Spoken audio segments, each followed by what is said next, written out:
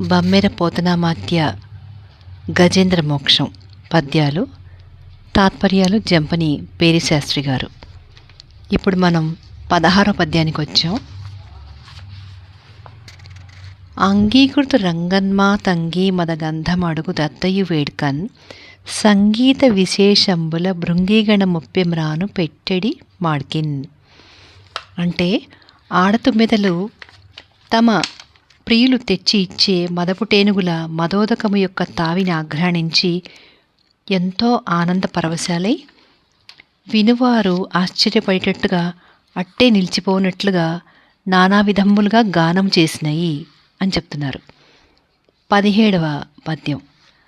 వల్లభలు పారి మునుపడ వల్లభమని ముసరిరేని వారణదానం బొల్లక మధుకర వల్లభులుల్లంబుల బొందిరెల్ల యుల్లాసంబుల్.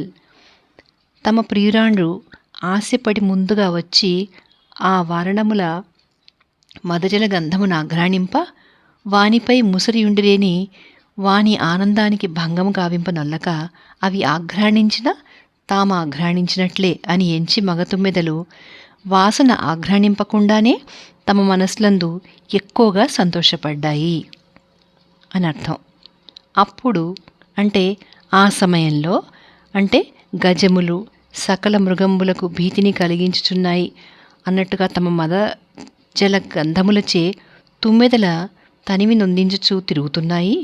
అప్పుడు ఏం జరిగిందంటే కలభంబుల్ సెరలాడు బల్వములాఘ్రాణించి మట్టాడుచున్ ఫలభూజంబులు రాయుచున్ జివురు జంపంబుల్ వడిన్ మేయుచున్ బులులం కారెనుబోతులన్ మృగములన్ పోనీక శిక్షించుచున్ గోలకుల్ సొచ్చి కలంచుచున్ గిరులపై గొబ్బిళ్ళు గోరాడుచున్. ఏనుగు గున్నలు పడియలను చూస్తూ ఫలవృక్షాలను ఉరుసుకుంటూ చిగుళ్ల గుబురులను వడిగా కబళిస్తూ పులులను అడవి దున్నలను జింకలను తమ కంట పడిన వానిని కదలనీక బాధిస్తూ గుంటలలో దిగి వాటిని కలేబెడుతూ గొబ్బిళ్లను బాలక్రీడలను పోలే దంతాలతో పెళ్లగించి దుమ్ము ఎగదలు జలుతూ తిరుగుతూ ఉన్నాయట. తొండంబుల మదజల వృత గండంబుల కుంభములను ఘట్టన సేయన్ కొండలు తల క్రిందై పడు బెండుపడున్ దిశలు సూచి బెగడున్ జగముల్.